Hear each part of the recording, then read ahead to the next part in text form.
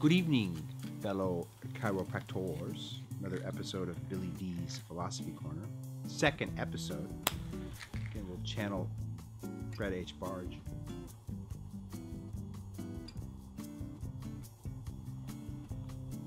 All right, today we're going to start with how I got transitioned into philosophy. And it was, I remember I said I was more of an allopathic mindset coming out of school with really no philosophy. I really didn't have any passion or purpose coming out of school. I was, excited and everything, but I mean, it was really groomed just to be a back pain doctor, low back pain, neck pain, headaches, and really didn't get this kind of change the world kind of vision that came to fruition after I had some friends that saw potential in me, saw more potential in me than I saw in myself. It's funny, isn't that how that is sometimes in life? And what they did is they dragged me kicking and screaming by the hair on my back to a thing called Dynamic Essentials, which was something that literally instantaneously changed my life. Literally changed my life from having no idea what I was doing in life to having a full driven purpose. And the first person that I came in contact with was this definite character. If you've met him or if you know him, it was Sid Williams, and I wasn't sure what to think right off the bat. Sid had a real strong Southern drawl. He was talking about dropping his keys a lot, but that just got me initiated. One of the things he said was this thing called lasting purpose, and let me read that to you. I don't have the book with me. I do want to mention one other thing. I'm sorry to go off purpose here. Is that one of the books I failed to mention last week was Rob Sinnott's book, philosophy book. I think it's the best current writing about chiropractic philosophy. Okay, back to Sid. Sorry about that. What he said is, the lasting purpose: we shall perpetuate the chiropractic mission worldwide by deepening within ourselves a lasting purpose, one that imposes giving out of our own abundance, unselfish spiritual love, compassion, and dedicated to the service of your fellow man, of our fellow man. And it was from there that I had more of a love and passion and purpose for what chiropractic was really going to come about within me. Again, really coming from a back pain model, you can't really get excited about changing the world.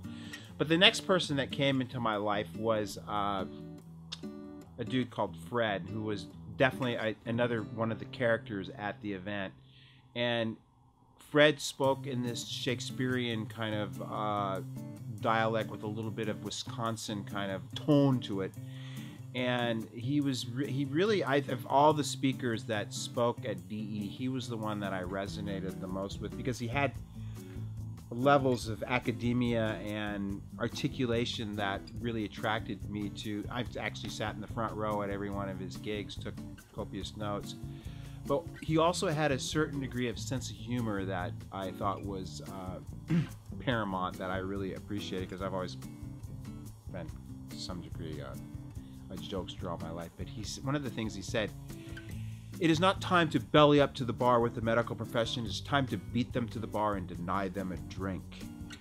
And I go, back then that was in my little bit of party days, which I don't do anymore. Praise the Lord. He also said, it is no time to crawl into bed with the medical profession. Even the rats leave a sinking ship. But by getting introduced to Fred, he took me down the road. Remember, there was two books that I mentioned last time. It was, I think, my two favorite books of all chiropractic books. And string me up, crucify me, whatever you want to do, but happens to be Life Without Fear and One Cause, One Cure are my two favorite books. And one of the authors in his book, not a chiropractor, was, and really the book Life Without Fear, it really just basically, it's not really it's teaching you how to live a life without fear. I mean, we've got this whole thing with measles and everybody freaking about measles, and I got measles as a kid, and back then it was just like getting a sore throat. It was like, now, I mean, I'm concerned about when is the day going to come when people are going to worry about dying from like getting the sniffles or something. I mean, back then when we got the measles, it was just part of growing up. So the book helps you get out of living in fear, and we'll get into this in the subsequent episodes of the Billy D Philosophy Corner. But I want to briefly end with this last concept, because this is the one that really brought to paramount to the head of why I've changed literally as a chiropractor almost overnight. And it was this one quote. It was by Dr. Loban, who was obviously a chiropractor. He said, if I were asked briefly to define chiropractic philosophy, I should say chiropractic philosophy is the philosophy of cause. DC stands for Doctor of Cause. There's always a cause to every health condition a patient presents with. And it's not like, and again, patience is not a good word either. I don't like that word personally, but I haven't thought of a better word yet, though. So when somebody comes up with a better word, let me know. Don't like member either, practice member. I just don't like that one, sorry.